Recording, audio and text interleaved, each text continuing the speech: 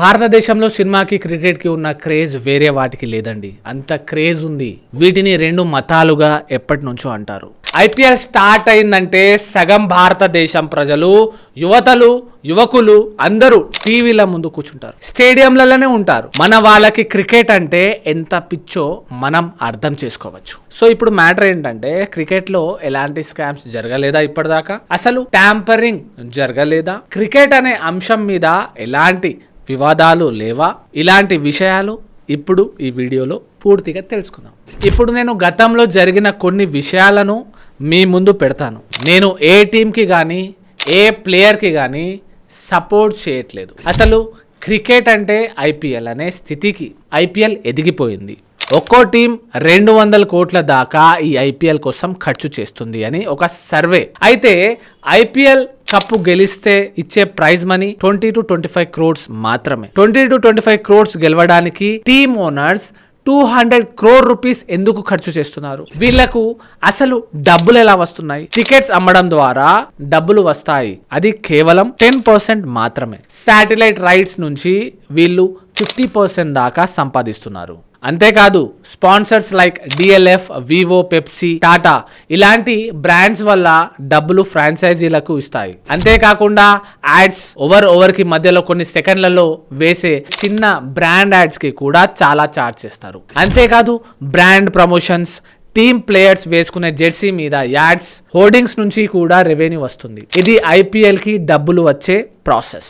ఇప్పుడు ఈ క్రికెట్ ప్రపంచంలో జరిగిన కొన్ని అవకతవకల గురించి తెలుసుకుందాం. ఫస్ట్ 2000 సంవత్సరంలో ఎంకే గుప్తా అనే బుకీ ద్వారా అజహరుద్దీన్ అండ్ అజయ్ శర్మలు మ్యాచ్ ఫిక్సింగ్ చేశారు. ఇండియా ఓడిపోయేలా ప్లాన్ చేస్తామని ఎంకే గుప్తాకి చెప్పి ₹1,00,00,000 బేరం కుదుర్చుకున్నారు. ఇది కొన్ని న్యూస్ ఛానల్స్ అప్పట్లో వార్తలు వేశాయి. అంతేకాదు ఈ విషయాన్ని అజరుద్దీన్ కూడా సిబిఐ ద్వారా ఒప్పుకున్నారు.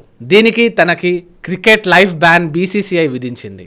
ఈ మ్యాచ్ ఫిక్సింగ్ కు అండర్ వరల్డ్ డాన్ దావూద్ ఇబ్రహీంకి సంబంధం ఉందని అప్పుడు న్యూస్ వచ్చింది. 2013 మహారాష్ట్ర పోలీసులు కొంతమంది ఫోన్లు ట్యాప్ చేశారు. పాకిస్తాన్తో సంబంధాలు ఉన్నాయనే కోణంలో విచారణ జరుపుతున్నారు. కానీ ఇంతలోనే వాళ్లకు షాకింగ్ విషయం తెలిసింది. టింకు పాండే అనే వ్యక్తి ఫోన్ రికార్డింగ్స్ వింటూ ఉండగా అజిత్ చెండాలా అనే రాజస్థాన్ ప్లేయర్ తను వేసే ఓవర్లో 14 రన్స్ ఇస్తానని మాట ఇచ్చాడు. అలాగే రాజస్థాన్ పంజాబ్ మ్యాచ్లో ఫాస్ట్ బౌలర్ శ్రీశాంత్ను ఎక్కువ రన్స్ ఇవ్వాలని, ఓవర్ ఎక్కువసేపు వేయాలని, అలాగే ఒక సిగ్నల్ ఇవ్వాలని చెప్పాడు. అనుకున్న విధంగానే శ్రీశాంత్ చేశాడు. టవల్తో సిగ్నల్ ఇచ్చాడు, ఎక్కువసేపు ఓవర్ వేశాడు, అలాగే ఎక్కువ రన్స్ కూడా ఇచ్చాడు. అలాగే ఇంకో రాజస్థాన్ ప్లేయర్ అంకిత్ నవాల్ అనే వ్యక్తి టీషర్ట్ విప్పి మళ్ళీ వేసుకొని సిగ్నల్ ఇచ్చాడు. అలాగే ముందుగా అనుకున్నట్లు 13 రన్స్ కూడా ఇచ్చాడు.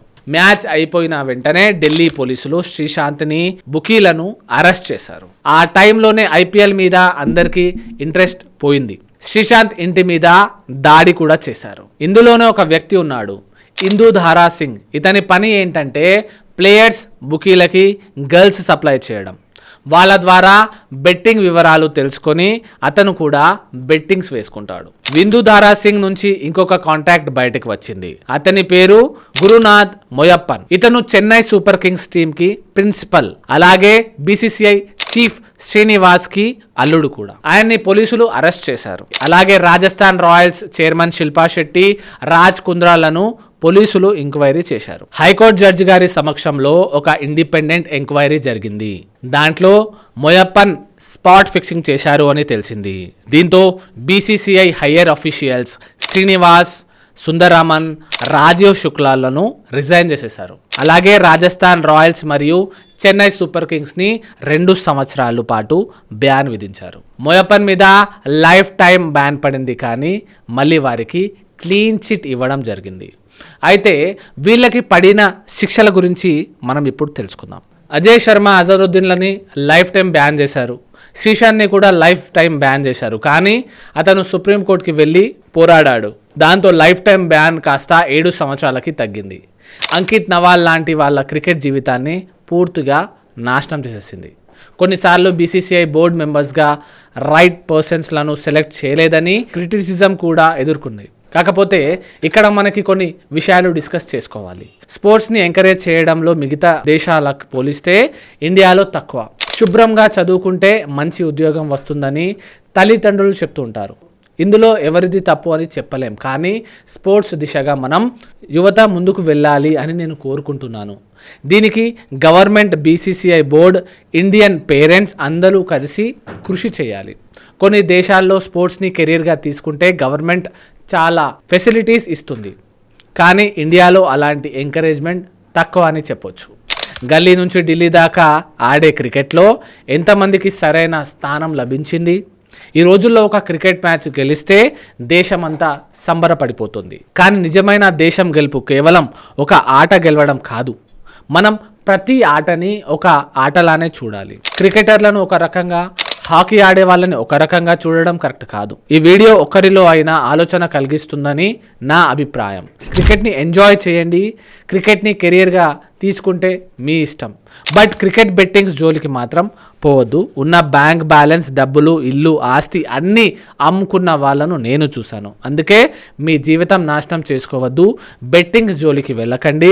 ఈ సలహా పాటిస్తారు అని కోరుకుంటూ ఈ ఛానల్ని సబ్స్క్రైబ్ చేయండి. Thank you so much. Me advocate Ali. ఇప్పటికైనా మారండి.